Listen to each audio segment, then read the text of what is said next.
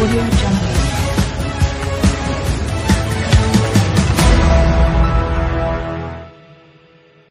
Isu 1MDB boleh berlaku jika tidak ada kerusakan dalam seluruh sistem. Kementerian Keuangan, kalau ikut pengalaman saya, KSP-nya dan pegawai amat teliti dan selalu memberi nasihat tidak setuju atau kalau ada dianggap pelanggaran hukum. Ini KSP-nya bersekongkol, ya, dan terus pertahankan menjadi alat dan tali barut pemerintah untuk menekan dan mengaut keuntungan. Dalam keterangan yang baru dibongkar lagi 3 jenis bond dikeluarkan. Bond dipanggil Project Magnolia, bond dipanggil Project Maximus, dan bond Project Catalyze.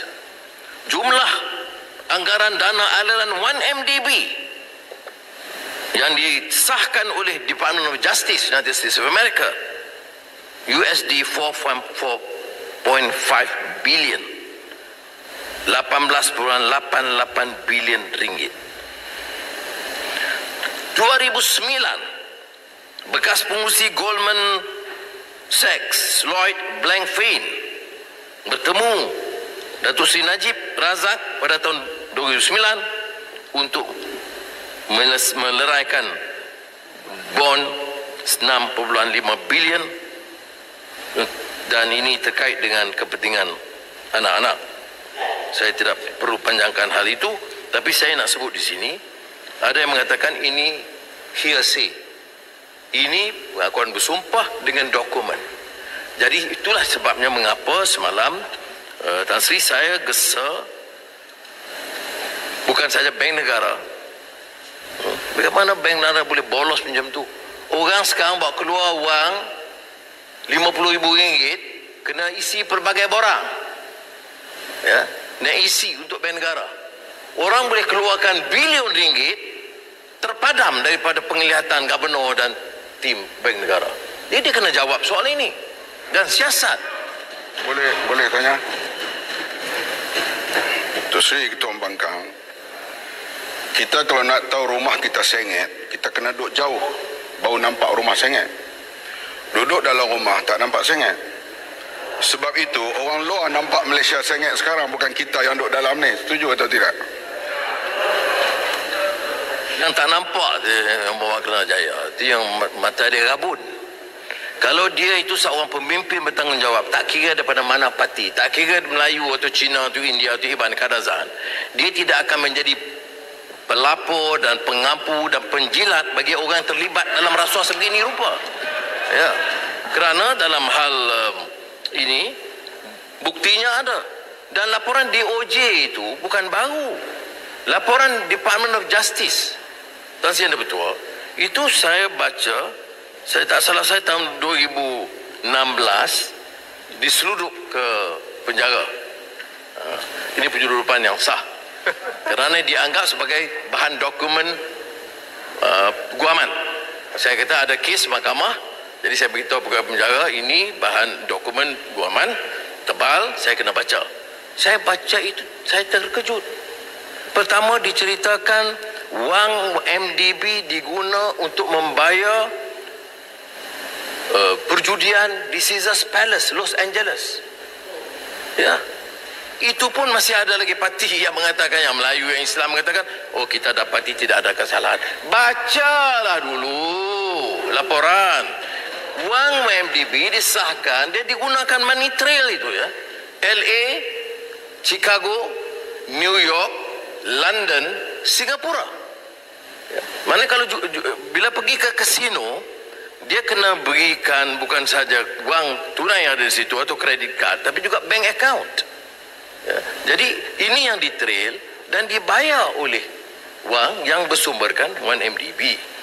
Ya. Kemudian beli lukisan termasuk Monet. Ya, lukisan yang mahal, pelukis Perancis yang terkenal. Bukan monyet. Kelana Jaya kita menyebutkan Monet. Kemudian bangunan-bangunan, harta. Jadi yang banyak. Jadi semua sekarang ini mengatakan perkara ini tidak berlaku dan sudah berlalu. Berlalu bagaimana kita kena bayar puluhan bilion. Ya. Dan ya saya perlu jelaskan sini Tan Sri, saya bingung kalau sikap begini untuk memberi laluan mudah. Ya. Maknanya sekarang ini jangan bimbang kes rasuah. Kalau kita menang pilihan raya, kita berkuasa semula, semua ini terpadam dengan sendirinya. Bukankah ini bermakna institusi itu dikompromi? Sebab itu saya tanya, minta supaya institusi SPRM, LHDN, Bank Negara dan Jabatan Siasat dan Jenayah Politik itu benar-benar bermaruah dan berintegriti. Jadi siapa juga jadi kerajaan, parti mana juga pemerintah, rasuah besar ini tidak boleh dipertahankan. Baru boleh kita ini dianggap betul-betul merdeka. Pemeriksaan ini soal Tan Sri Zeti dan suami Taufik Aiman, saya dah sebut sebagainya semalam. Jawapan saya sangat kesal dan tidak memuaskan daripada yang saya teliti tadi. Tetapi Singapura lebih dahulu kerana maklumat yang diperolehi, ya, yang mencurigakan kerana masuk ke bank UBS di bawah nama Iron Rhapsody Limited, dimiliki oleh Taufik Aiman, ya, yang mempunyai nama yang sama, melainkan ada Taufik Aiman yang lain, ya, yang juga suami kepada Tan Sri Dr. Zeti, dan seorang anak lelaki yang dipercayai yang dipercayai anak kepada beliau. Jadi beberapa aliran masuk itu 2008, 2009, 2015, 2016. Tan Sri, saya bawa di parlimen ini 2010 dan ditemplak dahsyat oleh kawan-kawan, rakan-rakan yang berhormat di sebelah sana. Ya. Seolah-olah saya menipu, merekayasa bahan bukti dan tidak ada asas kerana sentimen dan permusuhan politik. 2010-11, kalaulah Perdana Menteri, Menteri Kewangan, Kabinet ketika itu prihatin, dia boleh kurang-kurangnya meleraikan sedikit demi sedikit permasalahan itu. Tapi tidak. Jadi kalau ada orang menganggap kita berucap di sini, didengar, kemudian ada tindakan, itu sebenarnya palsu. Dia naif dari segi politik. Kerana sementara kita keluarkan, masih ada rakan-rakan. Sebagainya sekarang belah sini, ya, memang masih pertahankan. 2013 dalam kempen pilihan raya, Pakatan Rakyat pada ketika itu 1MDB itu disuarakan, tapi masih ada yang pertahankan, ya. Jadi dia mengambil masa untuk rakyat bangkit dan sedar. Dan sebenarnya Tan Sri, sebab itu saya tidak setuju kalau kita katakan rakyat tidak, kerana 1MDB itu menjadi suatu gegaran di kalangan ramai rakyat yang merasakan ada satu ketimpangan dalam sistem pentadbiran dan pengurusan di negara kita. Dato' Sri Ketua Pembangkang ni barangkali kurang sedar. Orang Islam ni ada pintu taubat. Dia buat jahat macam mana pun, dia ada pintu taubat. Orang bukan Islam tak ada pintu taubat. Jadi dia, orang yang ada pintu taubat ni, dia jahat ke, dia rasuah ke, kita kena sokong. Kena faham sikit. Ada argument itu di Malaysia ini. Periksan lepas pantai. Boleh. Terima kasih Ketua Pembangkang. Terima kasih Tan Sri Yang Di-Pertua. Kita semalam sewaktu Ketua Pembangkang bahas dalam kamar khas berkenaan dengan tim Leisner, satu perkara yang agak mendukacitakan ialah bagaimana siri pendedahan ini berlaku hampir setiap hari. Maksudnya maklumat yang dipunyai oleh Jabatan Peguam Negara ini sangat kurang, sehingga kita disajikan hampir setiap hari dengan pembongkaran besar yang baru. Malah sekiranya tidak berlaku pembongkaran oleh tim Leisner di New York, kita takkan tahu ada rumah 10 juta US dollar yang telah dibelikan menggunakan duit rakyat Malaysia untuk kekasihnya di London. Jadi berkenaan dengan isu ini, adakah Yang Berhormat Puan Dickson bersetuju dalam aspek unsur jenayah di bawah kanun keseksaan dan harus ada pendakwaan di Mahkamah Malaysia kerana bukan sahaja tentang isu ini, tapi menyimpan maklumat berkenaan rasuah, ya. Maksudnya kekasih tersebut tidak tampil untuk memberitahu, ya, hampir 9 tahun menyimpan rahsia rumah ini. Apa pandangan Yang Berhormat Ketua Pembangkang? Soalan tambahan. Apakah kita tidak berbangga wanita Malaysia nilai harganya 44 juta? Ini RM80, RM200 buat apa? Ini nilai dia tu kena lihat. Ni wanita Melayu pula tu. Kita kena sokong nilai-nilai wanita seperti ini. Ketua Pembangkang setuju atau tidak? Terima kasih. Dari keterangan semalam Kelana Jaya dan Lembah Pantai, Kutaraja bukan Kelana Jaya, Kutaraja dan Lembah Pantai bangkitkan isu yang dibongkar oleh Lesnar. Soalan yang kita kemukakan, bagaimana agensi penguatkuasaan penyiasatan tidak mampu mengenengahkan lagi soal ini, seolah-olah kes ini tertutup walaupun ada siri pendakwaan di mahkamah. Tapi bahan-bahan ini kita terpaksa tunggu sehingga terbongkar. Pertamanya dulu oleh Department of Justice, Jabatan Kehakiman Amerika Syarikat, dan keduanya sekarang di mahkamah di Amerika Syarikat sebahagiannya. Jadi saya tekankan semalam, maknanya walaupun SPRM ada menjawab bahawa sebahagian kes bank negara ini disiasat oleh Jabatan Siasatan Jenayah, dan SPRM telah pun memanggil wanita berkenaan mengenai rumah. Tapi saya telah cadangkan mesti ada pasukan khas, sekurang-kurangnya 4 agensi ini menyelaraskan tindakan, kerana isu ini isu sangat besar, ya, puluh-puluh bilion, dan ada orang cuba memadamkan yang mengatakan, oh ini tak ada isu lain, ini isu IMDb. Dia ingat, ini wang siapa begini ni, ya? Wang negara sampai 30-40 bilion pun hilang pun tak ada apa-apa. Beli rumah, pergi tempat perjudian, guna wang negara, dan kita anggap alright, no small matter, don't politicize it. Saya tak faham.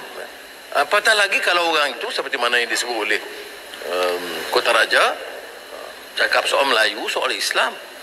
Malah ini soal kemanusiaan. Saya tidak fikir seorang rakyat Malaysia, apa kaum, apa agama pun yang boleh tolerate hal yang sedemikian. Yang disebut oleh Kutaraja, ya, kita bangga dengan integriti, kita bangga dengan maruah, kita bangga dengan akhlak.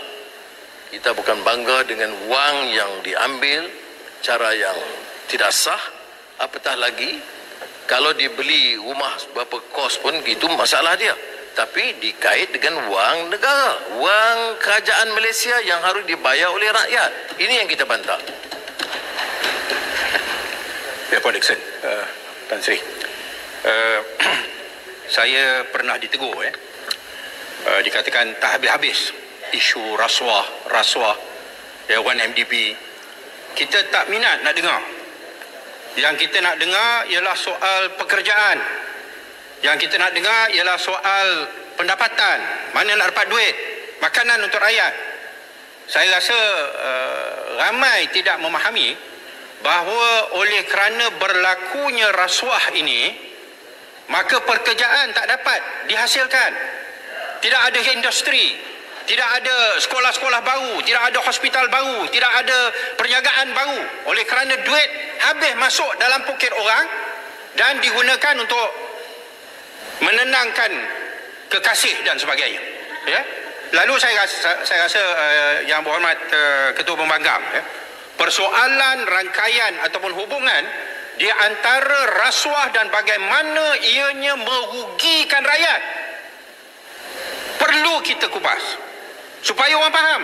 Ini bukan soal kita jealous, kita cemburu yang diorang ni dapat duit berbilion-bilion, tetapi ini merugikan rakyat, ini merugikan negara, dan memang rakyat kena bangkit tolak amalan rasuah ini. Apa pandangan Pak Dixon? Pak Dixon sikit, Pak Dixon. Kuala Nerus. Saya cuma nak minta pandangan daripada Pak Dixon tentang apa disebut oleh Kutaraja sebentar tadi. Saya bimbang berlaku salah faham masyarakat terhadap konsep taubat dalam Islam. Kerana taubat dalam Islam tidak menafikan hukuman. Contoh berkaitan dengan mencuri. Jadi saya minta penjelasan lanjut daripada Pak Disen, ulasan kepada apa disebut oleh Kota Raja tadi. Terima kasih. Terima kasih. Pertama, yang Shah Alam menekankan satu aspek yang penting.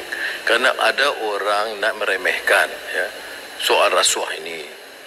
Dan kemudian kalau jawab pun dia kata yang lain pun rasuah. Kalau SPRM ada bukti, dia ambil tindakan. Saya tidak ada isu tersebut, tidak mahu melindungi.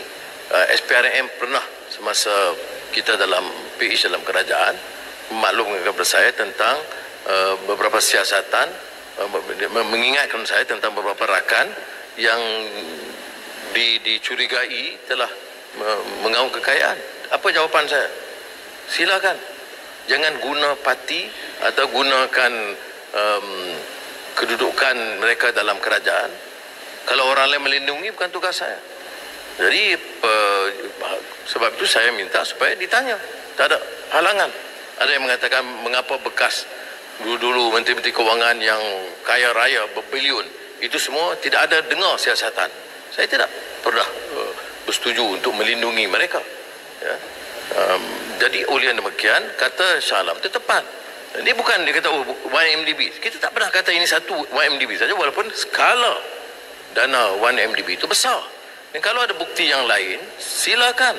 Sebaiknya saya rasa sudah sampai ketikanya bila ada tekad politik, political will dalam kerajaan, itu membongkar supaya jadi pengajaran untuk generasi akan datang, kini dan akan datang. Kalau tidak, kalau dulu ada satu skandal, sekarang sambung skandal. Jadi dia berterusan. Orang guna kuasa itu, rebutan kekuasaan itu untuk memperkayakan diri, keluarga, sanak saudara.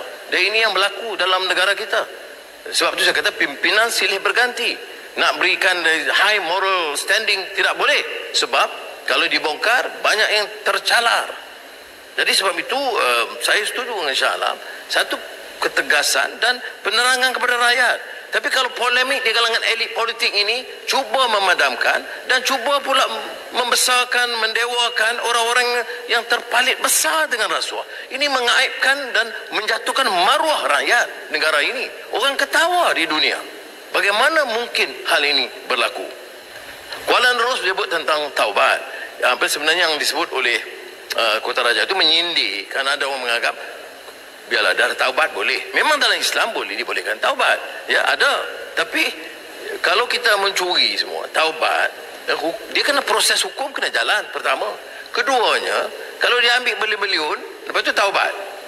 Tak ada jalan, tak ada. Betul yang disebut oleh Wabi Kuala Nerus. Bukan maksud itu, ya.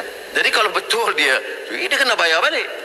Saya setuju dengan pandangan Kuala Nerus. Tapi yang saya sebut di Kota Raja itu hanya menyindir orang, memudahkan isu taubat ini dibangkitkan.